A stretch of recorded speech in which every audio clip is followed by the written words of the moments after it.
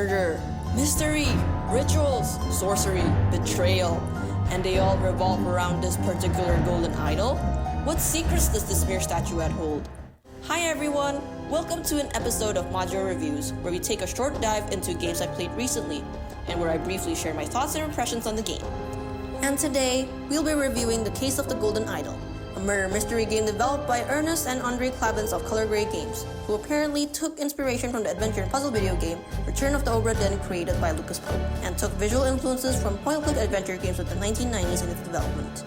And me, being a fan of mystery point-and-click adventure games in addition to how well the game was doing on Steam, decided to give the game a go. Starting the game, you'll be given the options to have clickable items twinkle or not. And since I didn't want to be bothered by having missed any clues available and that I was more interested in the mystery-solving aspect of the game, I went for that option. The prologue then becomes accessible and we're presented with a rather shocking scene of a man being thrown off the cliff.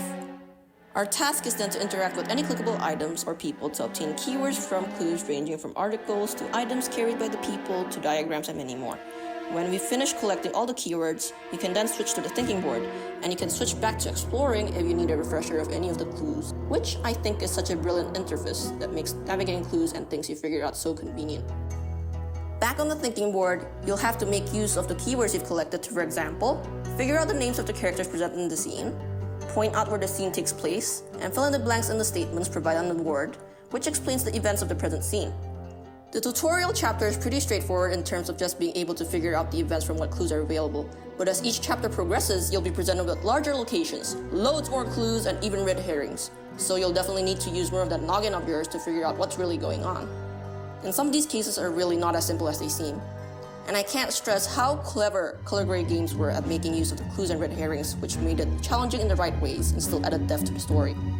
Even as you try figuring out each case, you'll see that you're slowly discovering more about the bigger plotline connecting all these individual cases, and it was so satisfying to figure out what was truly going on even before the epilogue was concluded. Also, even as the chapters got progressively more difficult and we ended up getting stuck at times, it was usually because of something we overlooked, like an observation that initially didn't seem important. And that's why I highly recommend not using any hints. Yes, they have a hint system, for the pure pleasure of solving the cases strictly from the clues available in the scene, and some good old-fashioned thinking for some awesomely satisfying deductions. It was so cool how we come up with different hypotheses until we got to the right answer, which ended up blowing our minds by how we managed to solve the case and by the actual nature of the events that transpired. It's really been a while since I got my murder mystery game itch satisfied, and this game did the job so well that I felt so fulfilled each time I completed a case.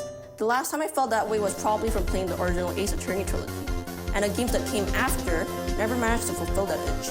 And believe me, I've played a number of other mystery games like Gabriel, Fandango, and The Unavowed, which are top-tier mystery games with amazing world-building elements, very well-thought-out characters, and crazy plot twists, which made those games my favorites of the genre.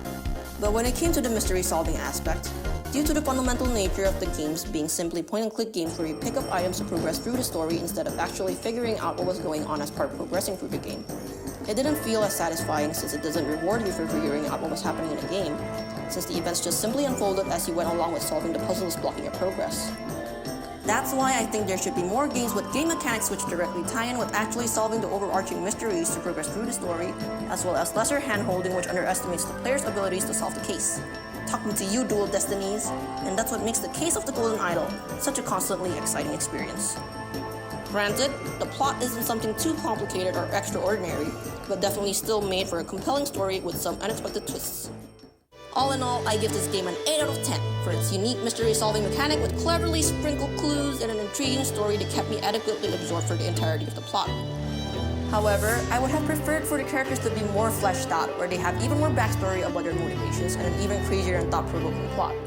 I'm aware that the lack of depth to the characters might be a stylistic choice, especially with its cartoonish visual presentation, but a girl can always dream.